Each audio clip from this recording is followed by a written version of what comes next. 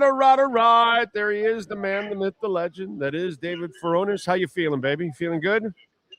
Yeah, feeling good. It's been a nice few days here in Phoenix, Arizona. Saw the Scottsdale area as well. Went out to eat and check out a little bit of the bar scene there, and obviously a high end event that the NFL puts on here at the annual meeting, and got some valuable insight from new GM John Eric Sullivan and Coach Jeff Affle. What's the one thing that stood out the most from you that you learned from Sully that you did not know out of curiosity? Yeah, I think. Well, the first thing I go to is obviously the Devon Achane statement that he made. So, I mean, I was leaning that way myself. Is that the Dolphins want to keep him around? He, of course, and I could already see it on your face that I think you are going to rebuttal against his point. But that he says he wants Achane to be part of this. He considers it a priority to extend him, as opposed to everyone now thinking, oh, he would be next to get traded, considering that the Dolphins already moved off of Jalen Waddle.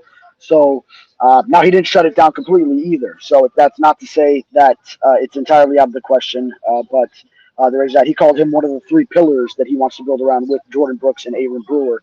So I do still believe that they will be looking for extensions with them. But if a team comes and just blows them away with a trade offer, then I think he would have to consider it, as he has been saying. Yeah, that's why I think before you sign that contract, and they haven't signed it yet, so it continues to drag on. And interesting that if we get to the draft and it hasn't signed, then I what else is he going to say? He can't say anything else but that. He has to say he's a pillar. He has to say they want to keep him. He can't do anything else because he's going to lose leverage.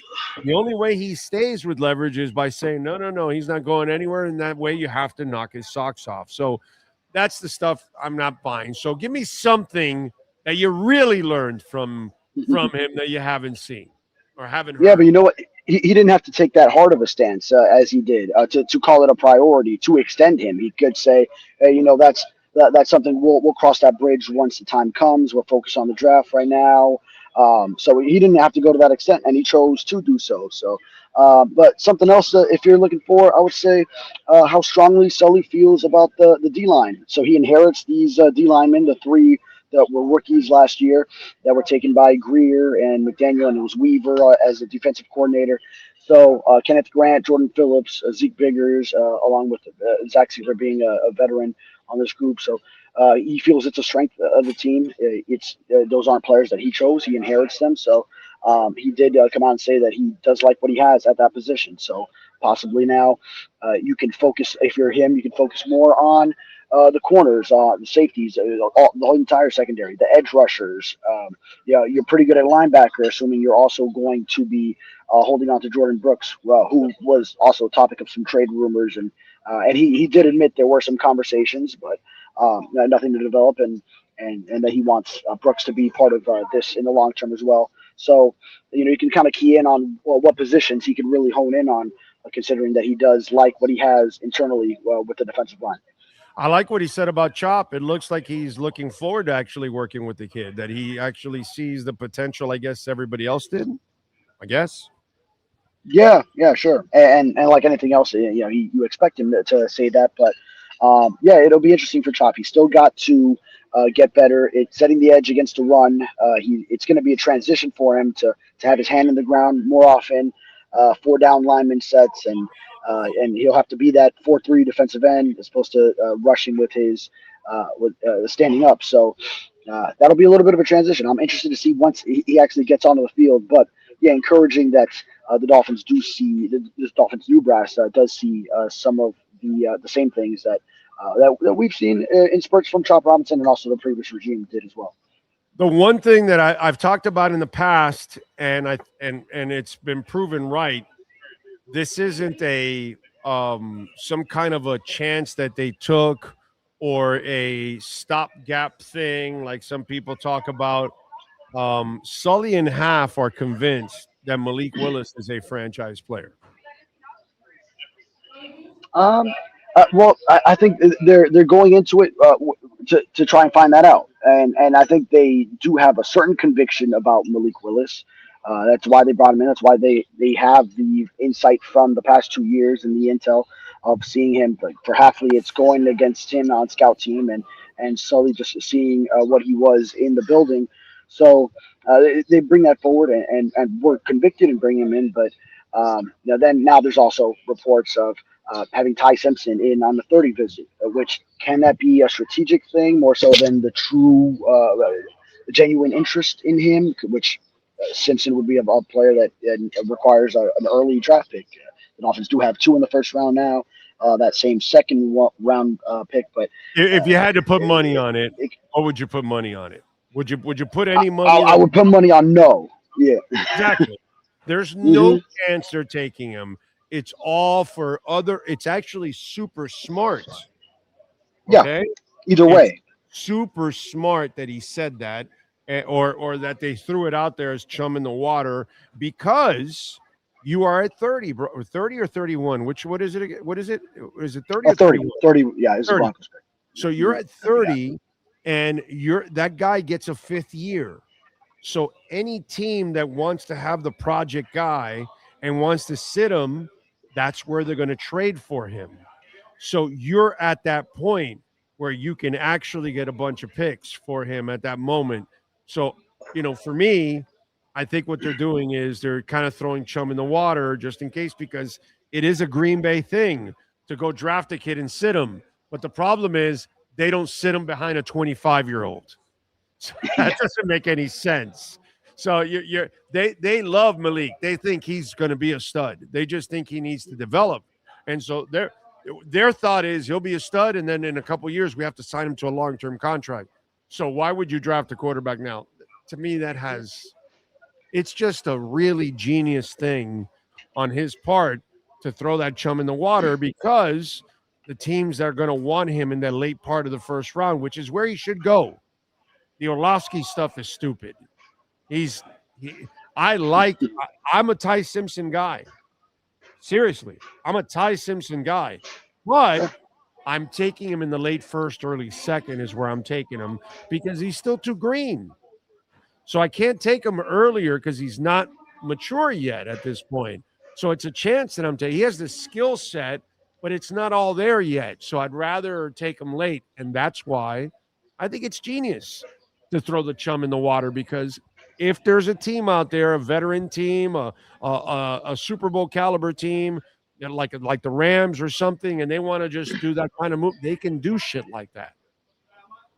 Oh yeah. There's benefits from all angles, whether it's another team looking to trade either into that spot or picture the Dolphins potentially considering Sullivan's background from the Packers and Green Bay, that they do select quarterbacks. Maybe a team wants to go and jump them, and then that's another pick that you don't have to worry about. If Simpson, let's say, is floating around in that range, and then you have who you really want at, maybe it's a wide receiver since you have that need, or it's an edge rusher or a corner, whatever you didn't take in the with the first pick, your own at number 11, then that's one fewer player that you have to worry about, one fewer prospect off the board that you have to worry about, assuming that that quarterback who you maybe are bluffing, then you don't have to worry about another player gone off your board, if you will. So there's benefits from that angle, the trade angle, and then just get to know the guy just in case if there is a Ty Simpson drop in the draft, like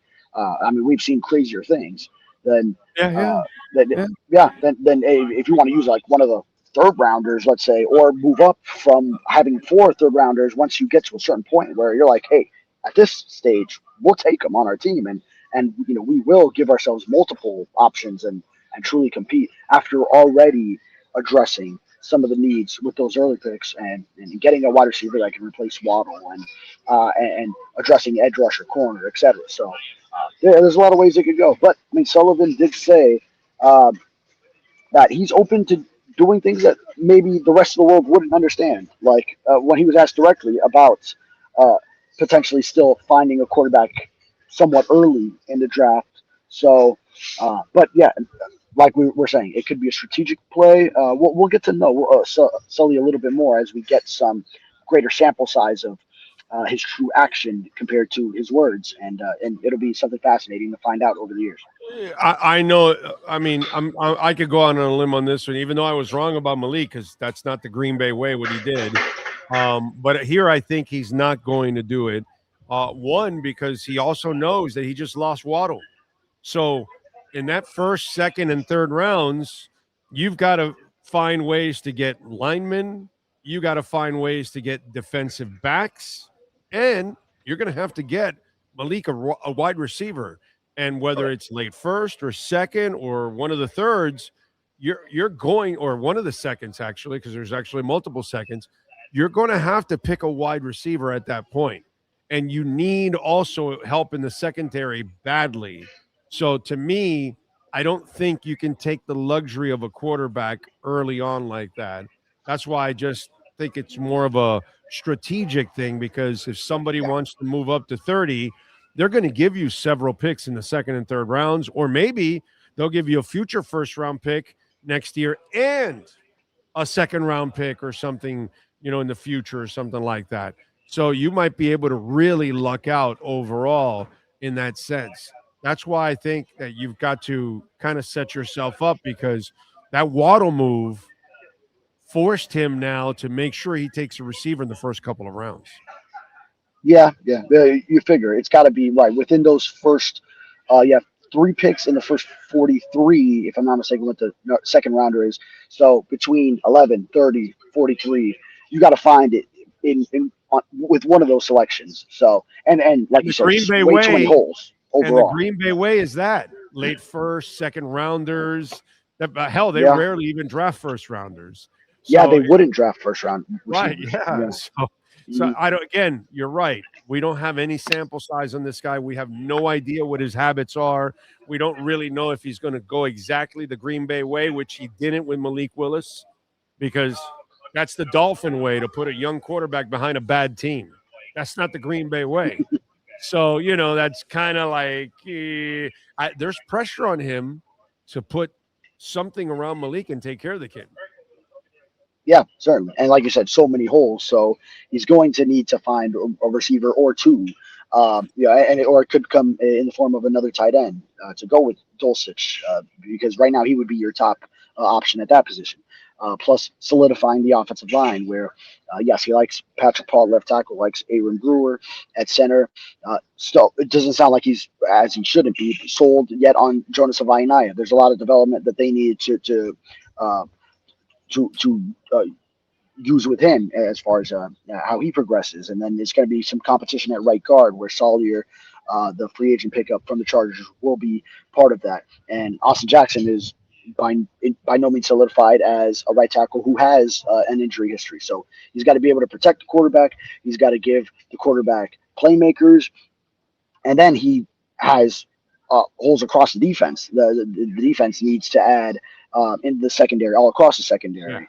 At edge rusher, they like their D line and like the linebackers, but some key positions you'll also probably be looking early in the draft. So when you add all those up, then it's hard to truly believe they'll go for a quarterback. But sometimes if a team falls in love with a guy, then you just never know, because we've seen like the Falcons to a greater extent go the Kirk Cousins way, and then it's Michael Penix in the draft, and which now they're actually taking on the Dolphins leftovers into to bring in competition for Penix. With a new regime, so maybe not a great example of how that could go if the Dolphins did. Yeah, no, I'm no doubt about that. All right, have you eaten any good Mexican? Oh yeah, right as I got in, it was actually. Antoine Staley is here. Formerly was down here and covered the Dolphins a while, and he actually. I didn't grab a rental car. He did have one, and then he offered to pick me up because he was already in the day before. I landed on Sunday, and he was about to get his Sunday started since he was already around, and wasn't far from the airport. Picked me up. I was hungry. We grabbed some Mexican nearby. There's just the Sentinel spots all over. The Sentinel doesn't allow a car in the budget. What's going on? I just decided I could make it without.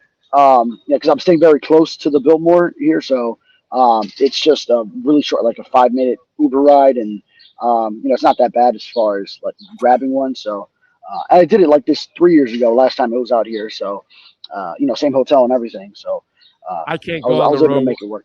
I can't go Uh, on the road without a car, bro. I oh, cannot. okay. You're one of those old school guys where yeah. Oh my God, yes, I have to have a car. The only place I don't get a car is Indy. Yeah, Indy you That's the don't need at all. only Yeah. place you don't need a car whatsoever. Okay, that's in New Orleans. You could just taxi in and out. You're not really Yeah. going to drive around that city. Sorry, New Orleans. I don't really mean anything bad by it, but you know what I mean. I always get a hotel somewhere right on Bourbon Street around there, and then it's all walking. It's nothing. Plenty of restaurants on Bourbon Street, but mostly I have to have a car, bro. Wherever I go, I have Mm. to have a car. Yeah. Okay, it's Joe Shad who's like that as well. He always wants a car. And then it was what last year we were in Charlotte, and then he said I'm staying within a mile. He was staying downtown. The stadium's downtown, and then he said it was harder to take the car out and then find the parking to then walk into the stadium. So sometimes it creates more of a hassle. I Right. always make sure to grab a rental car at Buffalo, at New England. When I covered Right. in Green Bay, Yeah. Yeah. 24, definitely need one there. We'll need Yeah. one when the Dolphins go to Green Bay this year. The first year I went to So Indy, this moron rented a car. And then I learned the lesson. I go, oh my God, you don't. Oh, and by because the you way, stick to your ways. I also had a snowstorm. This is 20 years. This is over 20 years ago. I also had a Mm. snowstorm where it was like 5 inches. So the highways were snowed out, and I had to like kind of guess the exits. And so Oh, I had to draw because I also am an idiot. It was a rookie move. I got a hotel right next to the airport. And so then I had to drive in from the airport every day. And so on the second day from the whole snowstorm, Jason Cole goes to me, dude, just stay here, bro. I got an extra bed. Stop doing that. You're gonna kill yourself. So he let me stay for the rest of the week there. Meanwhile, I got the hotel over by the airport. It's just I learned my lesson. Just one of those. yeah. But Uh, in Indy, you certainly don't need a don't car need. at And you all. said that was 20 years ago, so that was before really Oh yeah. the advent of Uber or Oh rideshare yeah. apps. No, it was taxi. So It you was had to taxi. go find a taxi. So Yeah. I could get it. Yeah. In the days of you had to go outside and then find a taxi or call one up, then that's Right. a whole extra process. Like you got to plan it out so much. So Uber, now and Lyft, and you just go on the app and say, all right, now is when I'm ready, Right. or you could even schedule it, whatever you want. So Yeah. uh, Yeah. yeah, it Yeah. is easier these days. Yeah. I've been to Arizona. Good little town. I've enjoyed myself there. I've been there a couple times. Also for a Super Bowl over there in Arizona. So it's good. Owners meetings are always fun events to work on. Hey, what do you got going on the Sentinel so folks can check you out? Yeah, I've been covering everything here at the owners meeting. So I mean, it started with because they had an NFC day of all the coaches there. So I was at the Kevin Stefanski table. He was talking about Tua, so got a story on that and their decision to bring in Tua after the Dolphins released him. So Matt LaFleur talked everything about Sully, Half, Malik Willis. So Green Bay South, what it really is now. So got some insight from Matt LaFleur, and then it was everything Sullivan talked about on Devon Achane, and then his assessment of Malik Willis, the wide receiver need, assessment of the trenches and edge rushers. Posted the Ty Simpson visit news along with Carson Beck, and also the interesting one that I just put up just earlier today is them not viewing it as a rebuild. And I think we talked about it a little bit. Is everyone on the outside's talking about a rebuild? LL Cool J said, "Don't call it a comeback." They're saying essentially, not in these words, but don't call it a rebuild. So they're saying they're trying to win with what they got, and we'll see what the roster looks like after the draft to really assess it. But I got so as much all of us to on the do, outside, we're bro. looking at it. We're saying it smells like a rebuild. It's all a rebuild, of course, dude. They're spending no money on the roster. Of Yeah, but they course, can't do that on the inside. They can't say that that of course. you, I you get, I don't you get don't that. coach a team. Yeah, I like get that. that coach talk, but I mean, give me a break. By the way, on the whole Stefanski thing, did you and I talk about the Tua stuff that I talked about last week? We did. Oh, okay. All right. All right. Yeah, So yeah. I remember you had it. Yeah, mhm. yeah. Okay. So I was listening. Yeah, before coming on when you talked about it. yeah, it's it may they may if he is working out with that I don't know who the trainer is. That's the only thing I haven't been able to find out. But apparently he's working out like a fiend. If he is back to that, to where he was 2 years ago, Atlanta may get lucky. So we'll see. Sometimes this is what it takes for an athlete is, you get comfortable and then you regress because of that, and you don't work the same way you were, and then now you take that step back, and then we might see that same old version of Tua. I wouldn't be surprised. And when it doesn't come naturally to you, you have to work at it more than the other guy. If you're Drew Brees, you have to work more at your craft than Josh Allen does.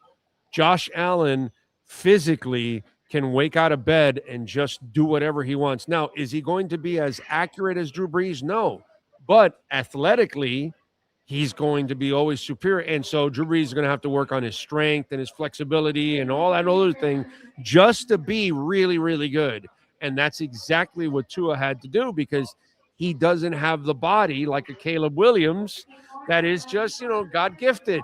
So all he has to do is polish the quarterback skills. See, these kind of guys, whether you're a Tua, whether you're a Drew Brees type or that kind of, you got to work more on all your physical stuff and your strength and your flexibility and all that in order for you to just stay at a certain level, because you don't have the gifts that the Lord gave the other guys. It's just kind of the way it goes, bro. And then the gifts they have, like Tua, Breeze and such, then you have to maintain those through constant repetition too. So, whereas Malik Willis, he has the physical traits that, if he just maintains that, he's always going to have it. And then he's working on the other quarterbacking aspects. The quarterback skill is what he needs to work on. That's what Josh Allen works on. That's what Lamar has to work on. Yeah. They don't work on physical. And that's what these other guys have to work on. They have to work on physical because they don't have it either. So if they don't stay in the gym and if they don't stay working and all that, then they end up losing. And he ended up realizing that, overall. Yeah. So sometimes that's what it takes for an athlete to realize it. Yeah. Follow him on Twitter at David Furones _ Catch his work there at the South Florida Sun Sentinel. Appreciate you as always, my brother. Thank you, and safe travels. We'll catch up on Friday. Yes, sir. Sounds good. You got it. All right, Welt Rheaume, proud sponsors of this segment. Folks, a lot of people are dealing, unfortunately, with bankruptcy because so many are going into their 401ks at a record rate now. And don't be ashamed, because it's happening to a lot of people out there. Bankruptcy can happen to you, can happen to me, can happen to anyone at any time. Call Welt Rheaume, get those creditors off your back. 954-966-4646. If you have homeowner property damage, condo damage, criminal defense, business owner claims, commercial litigation, personal injury, call Welt Rheaume. Okay? 954-966-4646. And I always tell you that when you have damage to your home, your condo, your business, whatever it is, never call the insurance company. We're all programmed that way. Call Welt Rheaume first. They'll send their adjusters, and then they'll attack the insurance company for you. You never have to call the insurance company. Is that beautiful or what? Headache-free, man. Let the lawyers, the bulldogs, go after them. Let the bookend tackles take care of your life. Jeff Welt and Daniel Rheaume. Consultations completely free. They will listen to your issue, and then they'll tell you if they can take care of you. 954-966-4646.